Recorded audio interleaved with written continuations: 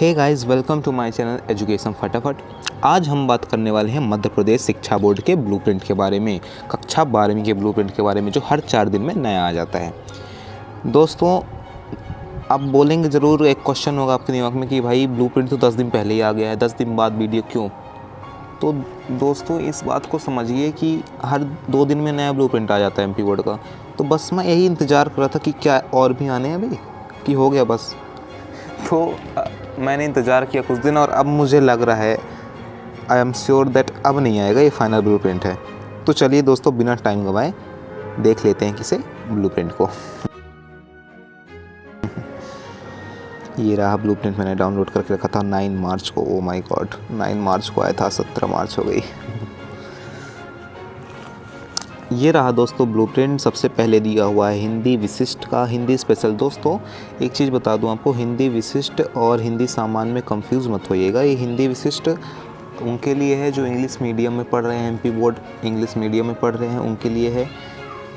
Oh sorry, ये हिंदी विशिष्ट उनके लिए है जो हिंदी मीडियम से कर रहे हैं एमपी बोर्ड, और जो हिंदी सामान्य है ये उनके लिए है जो इंग्लिश मीडियम से कर रहे हैं एमपी बोर्ड। ठीक है, कंफ्यूज मत होइएगा, जैसे कि मैं अभी हो गया उसी तरह आप भी मत होइएगा, इसलिए मैं पहले ही बता दे रहा हूँ। तो हिंदी विशिष्ट किसके लिए है? जो एमपी बोर्ड हिंदी मीडियम से पढ़ रहे हैं, और इंग्लिश हिंदी सामान्य किसके लिए है? जो कि एमपी बोर्ड इंग्लिश मीडियम से पढ़ रहे हैं। ठीक है, तो ये देख लीजिए दोस्तों, हिंदी का ब्लूप्रिंट दिया हुआ है।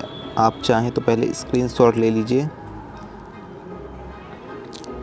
ठीक है, ये हिंदी विशिष्ट का ब्लूप्रिंट दिया हुआ है दोस्तों। यहाँ पर पद्य खंड से पद्य साहित्य का विकास, आधुनिक काव्य प्रवृत्तियाँ, कवि परिचय, व्याख्या, सौंदर्य बोध, विषय बोध एवं मूल्य बोध पर प्रश्न, इन सबसे क्वेश्चंस आएंगे। 27 नंबर के आएंगे, जिसमें से 5 ऑब्जेक्टिव होंगे, 5 क्वेश्चन होंगे 2-2 नंबर वाले, 3 क्वेश्चन होंगे 4 नंबर वाले। ऐसे करके टोटल 8 प्रश्न आएंगे पद्य खंड से, ऐसे 6 प्रश्न आएंगे गद्य खंड से, 2 आएंगे सहायक वाचन से, भाषा बोध से 2, काव्य बोध से 2, अपठित बोध से 1, पत्र लेखन से 1 और निबंध लेखन से 1 प्रश्न आएगा।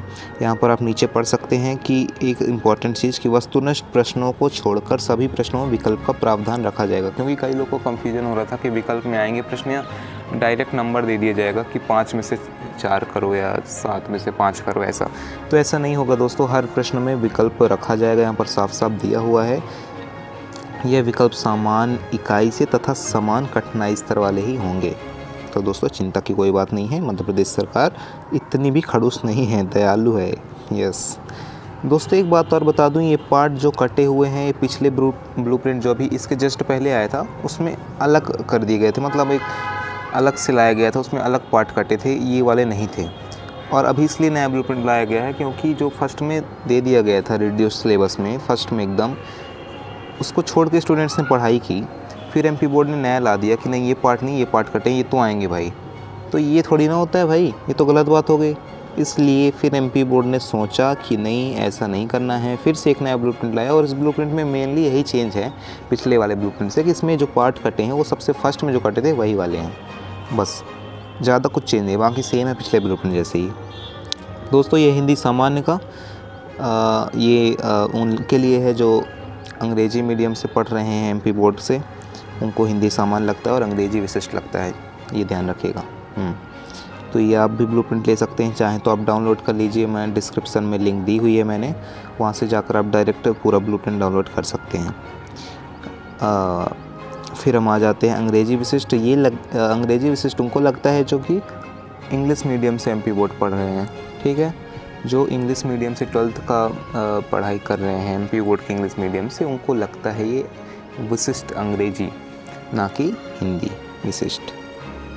तो ये रहे उनके लेसन्स जो कम किए गए हैं, जो कि पहले वाले ही हैं जो सबसे पहले कम किए गए थे। फिर है अंग्रेजी सामान्य, ये है अपना, भाई हम भी हिंदी मीडियम वाले हैं तो ये अपना ही है। तो इसमें आप देख सकते हैं 20 नंबर का पूरा रीडिंग से आएगा, जिसमें 8 ऑब्जेक्टिव होंगे, 2 नंबर के 2 क्वेश्चन होंगे, 3 नंबर का 1 होगा, 5 नंबर का 1 होगा, और उप क्वेश्चन होंगे 10 और 2 अनसीन पैसेज से और 10 अनसीन पैसेज फर्स्ट से। ऐसे करके कुल 2 प्रश्न होंगे जिनके 12 उप प्रश्न होंगे। फिर है राइटिंग जिससे कि 30 नंबर का आएगा, फिर है ग्रामर जिससे कि 10 नंबर का आएगा, फिर है टेक्स्ट बुक से मतलब क्वेश्चन आंसर, प्रोज से, पोएम से और सप्लीमेंट्री मटेरियल से टोटल 40 नंबर का आएगा। और यहाँ पर भी हर एक प्रश्नों में विकल्प का प्रावधान रखा जाएगा, यहाँ पे भी लिखा हुआ है, तो आप परेशान बिल्कुल मत होइए। और ये जो कटे हुए हैं पार्ट ये सबसे पहले वाले ही हैं जो फर्स्ट में कटे थे, तो अब जो आप पढ़ चुके थे वही कंटिन्यू रखिए, इसमें कोई दिक्कत नहीं है। दोस्तों ऐसे बहुत सारे सब्जेक्ट हैं, मुझे नहीं पता आपका कौन सा मेन सब्जेक्ट है, जो 3 मेन सब्जेक्ट होते हैं 12th में, लेकिन दोस्तों मेरा पढ़ाने का मेन सब्जेक्ट है एग्रीकल्चर, तो मैं आपको एग्रीकल्चर का ज़रूर बता देता हूँ ब्लूप्रिंट। बाकी मैं आप डिस्क्रिप्शन में दे दिया हूँ लिंक, आप वहाँ से डाउनलोड करके समझ लीजिएगा। अगर समझ नहीं आता है तो मुझसे कमेंट में ज़रूर कहिएगा, तो मैं उसके लिए भी वीडियो बना दूँगा। तो दोस्तों ये है कृषि शंकाएँ, कृषि के लिए उपयोगी विज्ञान मतलब कृषि विज्ञान है ये। तो इसमें 13 लेसन टोटल आएंगे। और इसमें एक चीज़ मैंने अच्छी देखी, बहुत ही अच्छा ब्लूप्रिंट दिया गया है, मतलब देखिए आप खुद देखिए। पहला पार्ट जैसे चुंबकत्व है तो इसमें से 6 नंबर के आने हैं, तो एक बहुविकल्प आएगा मतलब एक टिक वाला आएगा, एक सही जोड़ी आएगा और 2 नंबर के 2 प्रश्न आएंगे। मतलब पहले ऐसे नहीं देता था, पहले ऐसे देता था कि 5 नंबर के ऑब्जेक्टिव आएंगे और 2 नंबर के क्वेश्चन आएंगे, और अब ऑब्जेक्टिव में भी नंबर दे रहा है कि ऑब्जेक्टिव कैसे आएंगे।